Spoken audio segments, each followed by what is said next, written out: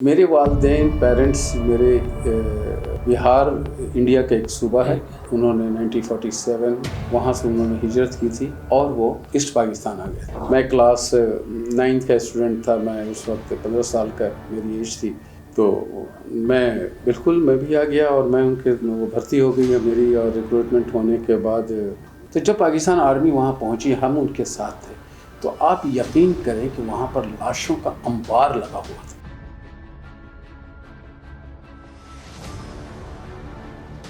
بسم اللہ الرحمن الرحیم.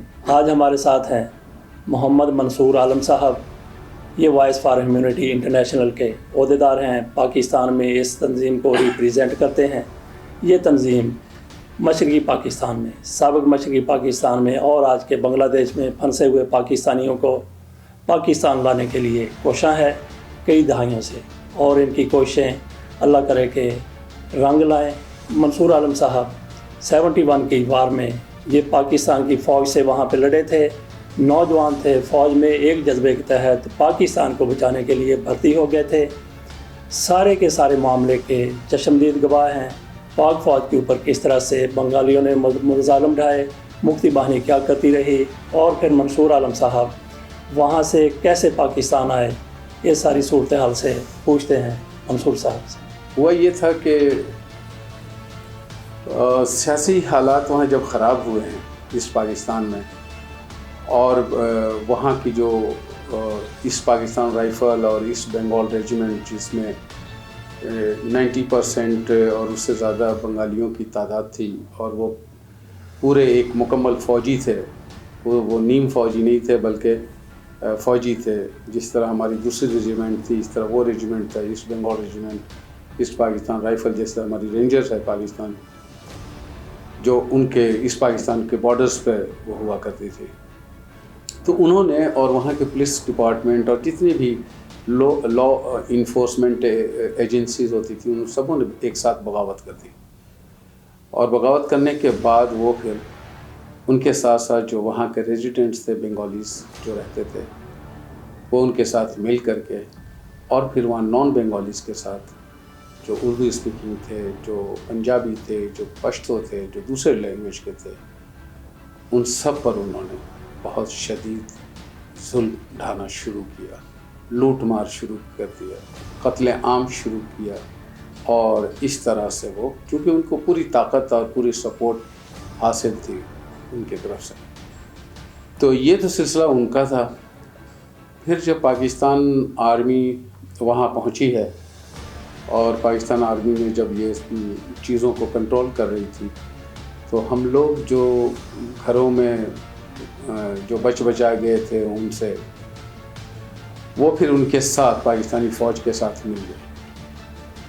اور ان کے ساتھ مل کر کے ملنے سے مراد یہ ہے کہ ان کو ایک مورل سپورٹ دیا، کیونکہ ہمارے پاس کوئی ویپنس، کوئی اسلحہ، کوئی ایسی چیز تھی نہیں کہ جو ہم ان کے ساتھ جا کر شانہ بشانہ لڑتے. لیکن ایک مورل سپورٹ ان کو پتہ ہی نہیں تھا کہ وہ جس خطے میں وہ آئے ہیں ان کے متعلق ان کے پاس کوئی نالج نہیں تھا. فرینکلی آپ کو بتاؤں ان کو راستوں کا نہیں پتہ تھا کہ یہاں سے میں نے آگے کس طرف اور کہاں جانا ہے. تو اس میں پھر ہمارے جتنے بھی ینگسٹر تھے وہ سب ان کو سپورٹ کیا اور ان کو گائیڈ کی کہ جی یہ راستہ ادھر کو جاتی ہے اور یہ راستہ ادھر سے جاتا ہے. تو خیر ان کی آپریشن وہ آہستہ آہستہ وہ کمپلیٹ ہوا. اور آنے کے بعد جب انہوں نے کنٹرول سنبھال لیا تو اس کے بعد وہ پھر انہوں نے ہمیں آفر کیا کہ جی آپ لوگ اگر آپ شامل ہونا چاہیں تو اس وقت آپ کو ملک کی ضرورت ہے، اور آپ اس میں کیا کر سکتے ہیں. تو آ کر آپ ہمارے ساتھ آرمی میں بھرتی ہوں، اور ہونے کے بعد پھر آپ ہمارے ساتھ جو بھی ہے اس کا حصہ بنیں، تاکہ چیزیں لوگ تو بغاوت کر کے اور باغی ہو کر کے انڈیا کی طرف بھاگ گئے تھے بنگالیز جو تھے اور جو آرم فورسز کے لوگ تھے وہاں پہ. تو اس طرح سے ایک جو ویکیوم آ گیا تھا اور اس کو پور کرنا تھا. تو ڈیفینیٹلی چونکہ وہیں کے لوگوں نے اس کو وہ کیا، اور اس طرح جتنے ینگسٹر تھے 15 ایئرز 14 ایئرز एंड अबाउट। वो सारों ने लबैक किया उनके कहने पर और जा कर के उनकी रिक्रूटमेंट हो गई। बिसाइड दिस के आपको पता है कि 18 साल से कम एज के लोगों को कोई कुछ भी नहीं होता है, उनको गवर्नमेंट जॉब और वो एप्लीकेबल होते ही नहीं है, एलिजिबल ही नहीं है। तो लेकिन उन सब बातों के बावजूद उन्होंने कहने की हमें ज़रूरत है। और फिर यही हुआ कि स्कूलों से, मैं क्लास 9th का स्टूडेंट था, मैं उस वक्त 15 साल का मेरी एज थी। तो मैं भी आ गया और मैं उनके वो भर्ती हो गई है मेरी। और रिक्रूटमेंट होने के बाद फिर कितने लोग आप तकरीबन भर्ती हुए जिनको आप जानते हैं? जिनको जिस कॉलोनी में हम रहते थे वहाँ से तो कोई हज़ारों लोग थे। अच्छा, चूँकि एक तादाद थी ना, बच्चों की तादाद आपको पता है, हर फैमिली में 3-4 लड़के तो होते ही थे, ठीक है। तो यानी वो 15 साल से लेकर के नीचे तो 14-15 साल तक से शुरू करते थे, तो 18, 19, 20, 25, 30 साल तक, 40 साल के भी लोग हैं, ठीक है ना। लेकिन अब आप बताएं, उसमें एक बहुत बड़ी तादाद थी उनकी, और वो सब के सब आ गए और सबों ने की वो रिक्रूटमेंट हो गई। और एक हफ्ते की ट्रेनिंग थी। वो क्या ट्रेनिंग होती है, हफ्ते की ट्रेनिंग क्या होगी, सवाए इसके कि राइफ़ल उठाना चलाना सिखा दिया। और फिर उसके बाद फ़ौज का हिस्सा हो गए। वालिदैन बुनियादी तौर पे कैसे इलाके के रहने वाले थे?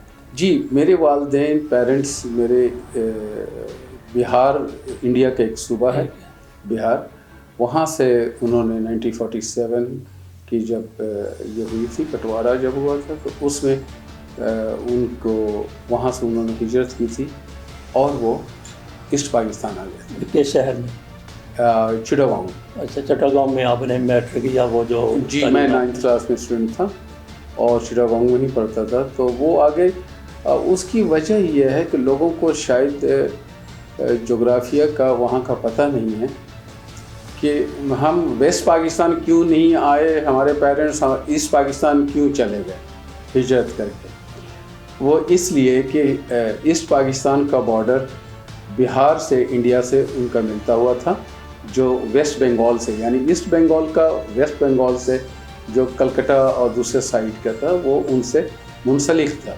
तो डेफिनेटली उन्होंने उधर जाना था, ना कि वो 2000-3000 किलोमीटर चल कर के वो आते और फिर पंजाब से आते और फिर पंजाब से दाखिल होते।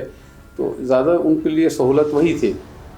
तो हुआ ये कि जो भी वहाँ पटना, आरा और दूसरे एरिए के लोग थे, वो करीब तरीन था, तो वो उधर से वो माइग्रेट हो गए और चले गए। ये 47 में मेरे पेरेंट्स की उनकी स्टोरी ये है। तो इस तरह वो चिटागोंग में आबाद हो गए थे। अच्छा, तो आपने फ़ौज में आप भर्ती हुए, वहाँ जंग लड़ी। कुछ लोग फ़ौज पर इल्ज़ाम लगाते हैं कि इन्होंने बंगालियों पर बड़े मुज़ालम किए, आपने क्या देखा? अच्छा, ये बड़ी मज़े की बात है। मैं तो 50 साल से मैं यहाँ मीडिया पे भी मैं यही सुनता हूँ जो आप कह रहे हैं। सीधा डायरेक्ट एक ख़ास मीडिया कहता है। बिल्कुल, ऑफ कोर्स, हाँ, उसके। और वो मैं हैरान होता हूँ। और मैं देखता था और जब मैं सुनता था ये सारी बातें, तो मैं अजीब कश्मकश में मुब्तला हो जाता कि यार इसको किस तरह से इसको रिप्लाई दी जाए, इसको कैसे समझाया जाए कि ये जो कुछ कह रहा ये कितनी गलत बात है, ये ऐसा नहीं है। देखें, मुझे याद है बहुत अच्छी तरह से कि जब पाकिस्तान आर्मी, ठीक है, इल्ज़ाम तो यही है ना कि पाकिस्तान आर्मी ने बड़ा जुल्म किया। देखिए, जब पाकिस्तान आर्मी आई है और जब उस इलाके में, उनके लिए वो इलाका बिल्कुल नया था, ठीक है, जब हम उनके साथ मिल कर के, मुझे अच्छी तरह याद है कि मैं जब उनके साथ वहाँ ईस्ट पाकिस्तान राइफ़ल की पूरी यूनिट थी, जगह थी, हाली शहर, उसमें उनका पूरा यूनिट लगा हुआ था। अच्छा, तो ये जब आर्मी, पाकिस्तान आर्मी जब जा रही थी तो हम इनके साथ थे। तो जब उस हदूद में हम पहुँचे हैं, कंटोनमेंट के एरिया में, जहाँ पर ईस्ट पाकिस्तान राइफ़ल का यूनिट, ये जहन में रखिए कि वो पूरा उनका इलाका था। बंगाली नहीं, वो फोर्सेस का। अच्छा, फोर्सेस का कंटोनमेंट था, जिसमें कोई भी सिविलियन नहीं जा सकता था। لیکن چونکہ وہ بغاوت کر چکے تھے، بھاگ چکے تھے، اب وہ خالی کر چکے تھے، جو ظلم بربریت کرنی تھی وہ کر چکے تھے وہاں سے، اور وہ وہاں سے نکل چکے تھے، انڈیا کی طرف بھاگ گئے تھے.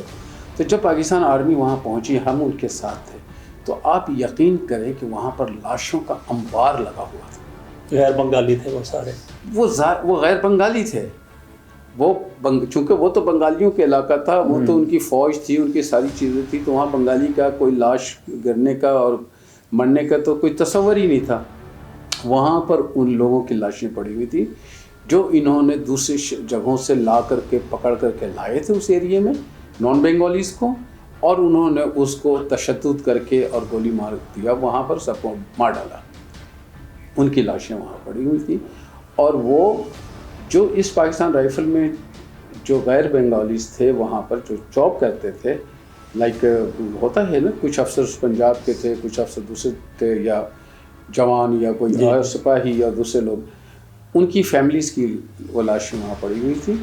اور وہاں پر یعنی عالم یہ تھا کہ چیل، کتے اور پرندے نوچ کر کے کھا رہے تھے ان لاشوں کو، اتنی بے حرمتی سے وہ چیزیں پڑی ہوئی تھی. تو وہ ظلم کس نے کیا تھا؟ اچھا، پھر ان لاشوں کا کیا کیا پاک فوج نے وہاں؟ ظاہر ہے ان لاشوں کو ظاہر پاک فوج ہی ان کو پھر ان کو بری کیا، ان کو نکال، یعنی جو اس طرح سے ان کو دفنایا، شہریوں کا حوالے کیا. ایکچولی شہریوں نے ان کو پھر ان لاشوں کی تدفین کی، یہ سمجھتے ہوئے کہ یہ ہمارے لواحقین، ہمارے لوگوں کی یہ لاشیں ہیں جو انہوں نے ان کو مار کر. اچھا، پھر آپ لوگ بنگلہ دیش سے، آپ تو میرا خیال پھر فوج میں تھے، جنگی قیدی بن گئے، تو باقی گھر والے وہاں سے کب اور کیسے نکلے؟ میرے گھر والے جی اول تو پھر ہم وہاں سے کچھ عرصے چٹاگانگ میں رہا، یعنی ہماری یونٹ تھی. اس کے بعد ہماری پوسٹنگ ہو گئی سلہٹ ایک جگہ ہے جو ہلی ایریا ہے. میں سلہٹ آ گیا، اور میں پھر اپنے پیرنٹس سے، میرے گھر والوں سے میں بالکل لا تعلق، یعنی ہمارے کوئی کنیکشن نہیں تھا، نہ کوئی خط و کتابت، نہ کوئی فون، نہ ہی کوئی چیزیں. تو پھر ہم اس کے بعد ڈفرینٹ جگہوں پر میں رہا. سلہٹ میں رہا، سلہٹ میں 2-3 اسٹیشنز پر میں رہا، پوسٹنگ رہی. پھر وہاں سے میں آیا کوملا آ گیا. کوملا آنے کے بعد پھر میں وہاں پر کچھ عرصہ 3-4 مہینے رہا. پھر یہ وار ڈکلیئر ہو گیا. تو وار تو کبھی ختم ہوئی نہیں تھی، یعنی مارچ میں جب شروع ہوئی ہے تو وہ تو پھر دسمبر تک چلی ہے، تو اس میں کوئی گیپ نہیں آیا. لیکن سو کالڈ جو ہوتا ہے کہ یہ ڈکلیئر ہوا 4 دسمبر کو، اور پھر 16 کو، یا 16 کو جو شٹ ڈاؤن ہوا، یا جو بھی کہہ لیں سرنڈر ہوا، اس کا ہمیں پتہ ہے. باقی وار تو کنٹینیوسلی مارچ سے لے کر کے اور 16 دسمبر تک وہ ساری چیزیں ہوتی رہی ہیں. تو آپ انڈیا چلے، وہ جنگی قیدی بنے آپ؟ جی، تو اس میں پھر میں جنگی قیدی بن گیا. لیکن میں آپ کے اس سوال کا جواب ابھی باقی ہے کہ جو پاکستان آرمی پر یہ الزام دیا جاتا ہے کہ جی انہوں نے بڑا ظلم کیا، انہوں نے یہ کیا. دیکھیں، ہم چونکہ جہاں بھی ہماری پوسٹنگ رہی ہے وہ تو رورل ایریا میں رہا ہے، یا تو بارڈر لائن پہ تھے یا دیہاتوں میں، اور یعنی سارا بارڈر لائن پہ تھے. جب ہم وہاں پہنچے تو ایک آبادی بھی وہاں نہیں تھی، یعنی جو بنگالیز کے گھر تھے وہ تو گھر چھوڑ کر کے بنگلہ دیش جا چکے تھے، انڈیا جا چکے تھے. اچھا، ان کی جتنی بھی بغاوت تھی وہ ساری چیزیں انہوں نے، وہ سب کے سب وہ چلے گئے تھے انڈیا میں. اب پاکستان آرمی کس پہ ظلم کر رہی تھی؟ چلیں، مطلب کیا وہاں جانوروں پہ، وہاں کے پرندوں پہ، یا وہ جو خالی گھر وہ چھوڑ کر کے گئے تھے، وہاں کون تھا جس پہ ظلم ہو رہا تھا؟ ہمیں تو کوئی ایک بندہ اور بندے کی ذات، کوئی ایسا فرد نہیں نظر آیا. میں نے دیکھا ہی نہیں. آپ کو یقین کے ساتھ میں کہتا ہوں کہ ہو کا عالم ہوتا تھا، اور وہاں اس ایریے میں کوئی بھی نہیں رہتا تھا. ایک تو یہ بات. اب آئیے شہر کا ایریا. میں آپ کو بتاؤں کہ جب پاک آرمی نے چٹاگانگ شہر، کوملا سٹی اور سلہٹ کے شہر، آپ یقین کریں تینوں شہروں میں میں پھرا ہوں ڈیورنگ اپنی مائی سروس. बिल्कुल नॉर्मल हालात थे। किसी बंगाली के चेहरे पर या किसी पर कोई खौफ नहीं था कि पाकिस्तान आर्मी, ना किसी ने कोई वीडियो दिखा सकता है कि पाकिस्तान आर्मी ने ये जगह है, ये बाज़ार है, ये मार्केट है, यहाँ जुल्म कर रही है। Not a single one. कहीं भी ऐसे मैंने कोई वाक़यात नहीं देखे। हमारे कलीग होते थे ना, हमने कभी भी नहीं देखा कि किसी ने कोई जुल्म किया हो और कोई तशद्दुद करता हुआ मिला हो, और बिल्कुल शहर नॉर्मल था। आप यकीन करें, लोग उसी तरह चहल पहल होती थी, वैसी शॉपिंग होती थी। हाँ, जो देहातों के एरिया था वो खाली हो चुका था, उसमें नहीं थे कोई भी, और सारे बंगालीज रहते थे। तो ये जो कहा जाता है कि जी उन्होंने इस तरह ये किया। और दूसरा ये कि मैं आपको बताऊं कि जब हम किसी गांव में हम जाते थे या देखते थे, तो अव्वल तो कोई तो होता नहीं था, लेकिन सम टाइम ये होता था कि मुक्ति बाहिनी या इंडियन आर्मी के लोग आकर के वो खाली जगहों से, खाली जो गांव थे वहाँ आकर के रात को हम पे फायरिंग करते थे और फिर जाते थे। तो सुबह हम जाते थे वहाँ पर और देखते थे, तो वहाँ कोई भी नहीं होता था। तो मुझे यानी आप यकीन करें कि कभी ऐसा नहीं हुआ कि कहीं भी ये शक और शुबह भी हुआ हो कि पाकिस्तान आर्मी का कोई जवान, कोई ऑफिसर्स, कोई भी बंदा किसी सिविलियन के साथ नाजायज़ या वो ये जो रैप और दूसरी चीज़ों का जो इल्ज़ाम आता है कि इस किस्म के वाक़यात नहीं देखे हैं। अच्छा, जंगी कैदी आप थे और रिलीज़ वहाँ से हुए, तो आपको फिर इधर आए मशरक़ मगरबी पाकिस्तान। जी। तो यहाँ पे कहाँ पे आप रहे, और वालिदैन में से कितने लोग यहाँ पे आ गए आपके पास, कैसे वो लोग वहाँ से निकले? देखें, वो हुआ ये कि 74 में 23 जनवरी 1974 को मैं पाकिस्तान आया वाघा के ज़रिए।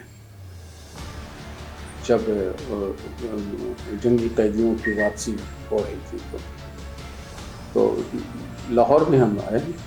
लाहौर में आने के बाद तो वहाँ तो मैं आपको ये बता रहा था कि वालिदैन मेरे डायरेक्ट फिर वहाँ से अच्छा जी, इस पाकिस्तान से रावलपिंडी आ गए थे, चूँकि हमारी ख़त व किताबत शुरू हो गई थी।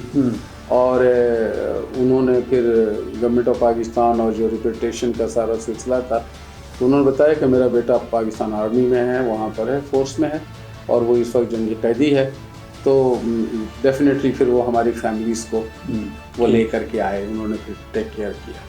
तो हमारी फैमिली यहाँ आ गई। यहाँ आने के बाद कैंप में वहाँ चले गए। पिंडी में कैंप बना हुआ था, तो पिंडी कैंप में रहे वो, और मैं इधर आ गया लाहौर। फिर हमारी उनकी मुलाकात हो गई। सर्विस कितनी की आपने आर्मी में बाद में?